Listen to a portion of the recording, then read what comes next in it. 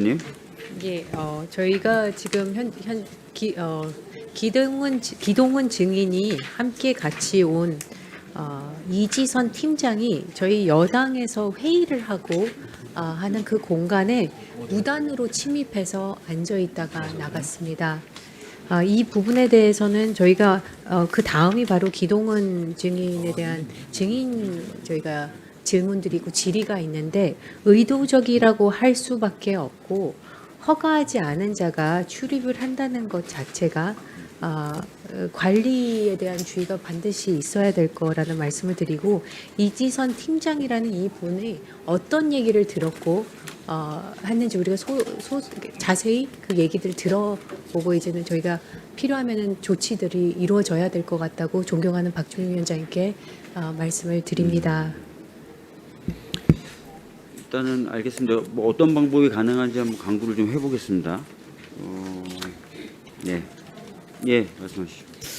사실은 우리가 이제 익히 아시다시피 소회의실에는 우리 여당 의원들이 주로 회의를 하고 또 대부분은 보좌 직원들이 허용된 분들만 이게 수시로 들락거리는 그런 장소입니다. 그런데 증인 참고인이나 동행자는 대기실이 별도로 있는데 보통의 경우에는 여기에 올 엄두를 못 낼 텐데 이분은 이 동행인은 어떻게 여기까지 들어와서 저는 계속 옆에 있었는데도 타 의원실의 보좌 직원으로 생각을 했지 이분이 외부인인지를 저는 몰랐습니다. 근데 어떤 근거로 이분이 들어와서 거기에 너무나 태연하게 오랫동안 앉아 있었고 그러다가 나갔다고 하는데 이 부분에 있어서는 반드시 우리 행정실 차원에서 출입에 대한 제한 아니면 그런 일이 있을 때 어떤 조치를 취한지에 대해서 반드시 확인해서 그 부분에 대한 주의 조치가 뒤따라야 될 것으로 보입니다. 향후에 뭐 당연히 이제 그런 조치, 간사님께서 얘기하신 조치는 이루어져야 될 것 같고요. 오늘 그 행위에 대해서 어떻게 할지에 대해서 좀 고민을 해보겠습니다. 그래서 죄송하지만 제가 잠깐 기동훈 증인에게 좀 몇 가지 좀 물어보도록 하겠습니다. 기동훈 증인? 네. 앞에 좀 나와주시고요. 오늘 그 동행했다는 그분은 증인하고는 어떤 관계신가요? 네. 저희 회사 직원이고 저희 회사에서 일하기 전에 예전에 기자로 일을 했었습니다. 근데 전에 제가 잘은 모르지만 예전에 저쪽 소회의실이 기자분들이 대기하던 공간이었어 갖고 거기 대기를 해서 좀 착각을 좀 했었던 것 같습니다. 불편을 지켜드려 죄송합니다. 제가 좀 납득이 안 가는 게요. 그분이 기자셨던 적이 언제예요? 제가 정확하게는 잘 기억은 나진 않지만 대략 한 3년 전 정도로 3년 전 정도. 네, 알고 있습니다. 3년 전 정도에 혹시 기자분들이 소회의실을 사용했었습니까? 아니죠. 그리고 제가 죄송하지만 죄송할 필요는 없지만 제가 삼선이에요. 9년째인데. 죄송합니다. 예. 제가 답변을 잘못 드렸습니다. 죄송합니다. 2016년에 기자였던 걸로 알고 16년? 있습니다. 네. 제가 2016년부터 국회의원이었는데요. 한 번도 그런 적이 없어요. 예? 아니 복지인이 그랬대요? 자, 그렇다 하더라도 지금 현재 기자가 아니시잖아요. 네, 그렇습니다. 대기실이 별도로 있는 거고. 네네. 그리고 혼자 그러면 다른 증인하고 참고인은 다 대기실에 있는데 자기 혼자 저기 앉아 있고 그걸 아무런 문제의식을 못 느꼈답니까? 일단 허락되지 않은 행위에 대해서 제가 대신 사과드리겠습니다. 죄송합니다. 제가 저희 직원한테는 주의를 주겠습니다. 그리고 의도하지 않은 행동이었다는 거에 대해서는 다 말씀드리고 싶습니다. 죄송합니다. 그러니까 예, 강선우 원장님. 저는 의도하지 않은 행동이었다는 것에 대해서도 의구심을 갖지 않을 수 없는데요. 만약에 의도하지 않은 행동이었다면 저기 소회의실에서 김매 간사님이랑 저도 한참 대화를 나눴는데 그러면 본인이 즉각 이석을 했을 겁니다. 계속해서 앉아 있었어요. 그러니까 저도 이해가 안 가는 게 증인 참고인에 대한 회의실 대기실에 대한 안내가 이미 이루어졌고 다른 증인 참고인들은 다 그 장소에 대기하는데 본인 혼자만 여기 와 있고 그리고 대화가 사적인 대화를 포함해서 공개되는데 적절치 않다고 생각될 만한 대화들이 이루어지고 있는데 계속 자리에 있고 그것을 단순히 과거 2016년에 본인의 기억에 따른 행동이었다라고 하는 것 자체가 이해가 되지 않는데요. 지금 뭐 한지아 의원님이 걱정하시는 거는 이제 곧 증인에 대해서 본인이 질문을 할 건데 관련된 내용이나 이런 것들을 사전에 알아내기 위해서 의도적으로 자리한 게 아닌가 이런 걱정이 있으신 거예요. 네, 아까 제가 대기실에 같이 있었을 때는 자리가 없어서 의자가 없었기 때문에 아마 임의로 갔었던 것 같고 질의하신 내용이나 이런 부분에 대해서는 제가 따로 듣지 않았고 이 부분에 대해서는 다시 한번 사과드리겠습니다. 죄송합니다. 뭐 지금 하시는 얘기도 다 위증죄가 나중에 될 수 있다는 점을 유념해 주셔야 되고요. 네, 이 부분에 대해서는 충분히 유념하고 있습니다. 다시 한번 그래서 명확하게 여쭤보겠습니다. 그분하고 뭐 사전에 이야기를 해서 그분이 이곳에 있었다. 그거 아니라는 거죠? 네, 그렇습니다. 두 번째, 그 이후에 뭔가 본인이 들었다는 내용을 공유하거나 한 적도 없다. 네, 그렇습니다. 저에 대한 질의에 대한 내용에서는 전혀 들은 바가 없습니다. 질의에 관한 내용 말고는요.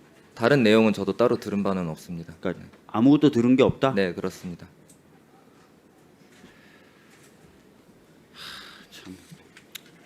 일단 알겠습니다. 자, 한지아 의원님 질의해 주시죠. 네, 거기 계시면 됩니다. 의료 공백 사택에 9개월째 접어들고 있습니다. 모두 의사와 정부 간의 갈등을 말하고 있지만 제가 걱정하는 것은 국민과 의사 간의 신뢰입니다. 입에 올리기조차 어려운 참담한 언행들이 기동훈 증인이 운영하는 플랫폼인 메디스태프에서 계속되고 있습니다. 그것이 언론 통해 보도되면서 국민이 의사에 대한 신뢰가 산산조각 나고 있죠. 허위사실 유포, 모욕과 멸시, 폭력적 행위, 사회적 따돌림, 집단적 괴롭힘, 그 중심에는 메디스태프가 있습니다. 자유롭게 의료 정보를 공유하기 위해 만들어졌죠. 네, 그렇습니다. 네, 근데 본래의 목적을 상실하고 사회의 증오와 적대를 확산시키는 플랫폼이 되었죠. 현장에 복귀한 의사들에 대한 개인정보 유출, 조롱, 모욕, 멸시, 폭력 행위를 즉각 중지시키고 교정해야 될 책임이 있는 운영진인 기동훈 증인은 보안 조치를 강화하고 범죄 행위를 보호하고 있습니다. 이것이 바로 기동훈 증인이 오늘 이 자리에 선 이유입니다. 그런데 대동하신 분을 저희 소혜실로 모셨어요. 메디스태프는 원래 의사들이 의학 정보를 자유롭게 공유하고 의학적인 견해를 나누는 긍정적으로 발전했어야 하는 공간이었습니다. 근데 의료 공백 장기화 과정에서 혐오와 적대, 증오의 확산 그런 플랫폼을 변질되었습니다. 메디스태프는 상당한 보안성을 자랑하죠. 우선 의사면허 번호를 입력하고 운영진이 인증을 해야 회원가입이 됩니다. 화면 캡처 역시 불가능하고 각 게시물에 대한 본인의 핸드폰 번호가 워터마크처럼 찍혀서 다른 카메라로 그 화면을 찍어도 어떤 회원이 화면을 찍었는지 구분할 수 있도록 해놨죠. 게시글을 누가 찍어 언론에 제보했는지 전화번호가 다 찍히기 때문에 제보한 사람을 측정할 수가 있게 됩니다. 한번 특정되면 강제 탈퇴가 되죠. 또 게시물 작성 후 24시간 이후에는 게시글 작성자를 특정할 수 없게 작성자 정보를 자동 삭제하도록 보안 조치해놨습니다. 특히 경찰의 압수수색 이후에 작성자 정보가 삭제된 시간이 72시간에서 24시간으로 줄었죠. 거기에 더해 플랫폼의 보안 부족으로 피해를 봤다면 보상을 해주겠다는 내용의 공지사항까지 버젓이 올라옵니다. 사회적 따돌림, 집단적 괴롭힘을 용인하고 있고 약자에 대한 폭력을 정당화하는 비겁한 행태입니다. 이런 부분들을 왜 하셨죠? 원래 목표가 이런 거였습니까? 저희 회사는 처음 시작할 yes, 때부터 no로만 답하세요. 예, 아니요로만 답하면 됩니다. 네, 그런 의도로 만들지 않았습니다. 근데 그런 의도로 지금 발전했죠.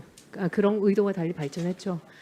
마치 방 안에 사람을 가두고 고문하면서 그 소리가 밖으로 새어나가지 못하게 방음 장치를 추가하고 또 추가하고 또 추가하고 외부인이 방에 들어오지 못하도록 자물쇠를 채우고 그런 거와 뭐가 다릅니까? 현재 메디스태프에 의해 자행되고 있는 행위들은 결코 표현의 자유가 아닙니다. 명백한 폭력입니다. 하지만 지금까지 증인의 태도를 보면 이런 폭력 행위에 대한 일말의 죄책감이나 반성을 찾아볼 수도 없습니다. 오늘도 마찬가지인 것 같습니다. 소회의실에 본인이 대동한 사람을 들여보낸다는 것 자체가 우리 국회에서는 한 번도 아마 여기 계신 모든 의원들이 들어본 적이 없는 사실일 겁니다. 그렇게 불법을 자행하는 게 자랑일 수는 없죠. 오히려 당당하게 대체 나에게 무슨 잘못이 있냐는 태도로 비춰질 수밖에 없습니다. 증인은 지난 11월 국회 행안위 국정감사에 증인으로 출석해서 플랫폼 원칙에 맞춰 이용자 정지, 게시글 삭제 등으로 적극 대응하겠다고 했습니다. 그렇게 증언하셨죠? 네, 그렇습니다. 그러면 플랫폼 원칙이 범죄 옹호입니까? 그럼 언론에 보도되어 큰 논란이 되었던 참의사 리스트, 감사한 의사 리스트, 아카이브 블랙리스트 최초 게시자에 대해서 어떤 조치를 취하셨습니까? 답하세요. 이 부분은 수사 중이라 형사소송법에서 그렇죠. 얘기하실 수가 없겠죠. 부끄럽습니다. 같은 의사로서요. 메디스텝에서 벌어진 불법 행위와 관련해서 기동훈 증인은 수사기관에 전혀 협조하지 않았습니다. 오히려 범죄를 묵인하고 우리 사회의 증오 확산에 열심히 기여했죠. 메디스텝은 회원 가입 시 의사 번호를 입력하고 인증을 거쳐서 회원 가입이 됩니다. 기관 인증을 통해서 의사 면허의 진위를 파악하는 거죠. 근데 아세요? 보통 그런 기관 인증에서 의사 면허를 확인할 때는 목적이 보통 의료기관 또는 대출 업무 제공할 때지 이런 범죄 플랫폼에서 그것을 활용하라고 제공된 건 아닙니다. 분명히 알아두세요. 지금 메디스텝이라는 플랫폼에서 자행하고 있는 집단적 괴롭힘, 사회적 따돌림은 명백한 폭력이고 범죄고 그거를 방임하는 것도 범죄입니다. 현정에서 복귀했거나 고려하고 있는 의료진은 큰 압박감과 공포를 느끼고 심지어 확인되지도 않은 개인사와 허위사실까지 유포되는데 지금 메디스텝은 뭐라고 있죠? 보안을 강화하고 있죠. 증인 메디스텝에서 벌어지고 있는 사회 따돌림과 집단적 괴롭힘 방임하는 것은 범죄 아닙니까? 맞냐 아니냐로만 답하세요. Yes or no. 네, 지금 범죄로 인식돼서 지금 경찰에서 법집행경에 수사 중으로 알고 맞습니다. 있습니다. 한 제보자가 저에게 연락 와서 제가 이렇게 자세히 알게 된 겁니다. 제보자가 얼마나 힘들었는지 왜 제가 이걸 미리 몰랐을까 죄송한 말씀을 드리고 메디스텝 글을 올린 사람들이 결코 대부분의 의사를 대변하지 않는다는 말씀도 꼭 하고 싶습니다. 지금 기동원 증인에 꼭 해드리고 싶은 말이 있습니다. 우리 그 영화 생활의 발견 대사 중에서 아주 딱 맞는 말이 있더라고요. 우리 사람은 되지 못해도 괴물은 되지 맙시다. 그 복지부 장관님께 말씀드리나입니다. 전공의 피해 신고센터 이거 잘 운영해야 됩니다. 여야의정 협의체 하려면 전공의 학생들 보호해야 합니다. 본인들이 목소리를 음지에서 내는 게 아니라 양지에서 낼 수 있도록 당당하게 그렇게 제도 개선하셔야 되지 않겠습니까, 장관님? 네, 그렇게 하도록 하겠습니다. 수동적으로 전공의 피해 신고센터 하면 안 됩니다. 네. 문제 있으면 적극적으로 경찰에 의뢰하고 예. 이런 메디스텝 같은 곳이 방임할 수 있도록 하면 안 됩니다. 예, 우리의 책무를 다하시기 바랍니다. 예, 적극적으로 수사 의뢰하고 있고 수사 결과에 따라 가지고 결과가 나오면 행정 조치도 엄하게 시행하도록 하겠습니다. 스픽스는 말하는 언론입니다. 대세는 유튜브, 그중에서 스픽스. 좋아요, 댓글, 구독, 알림 설정. 여러분이 저희를 사랑해 주시고 우리가 여러분을 사랑하는 4가지 방법입니다.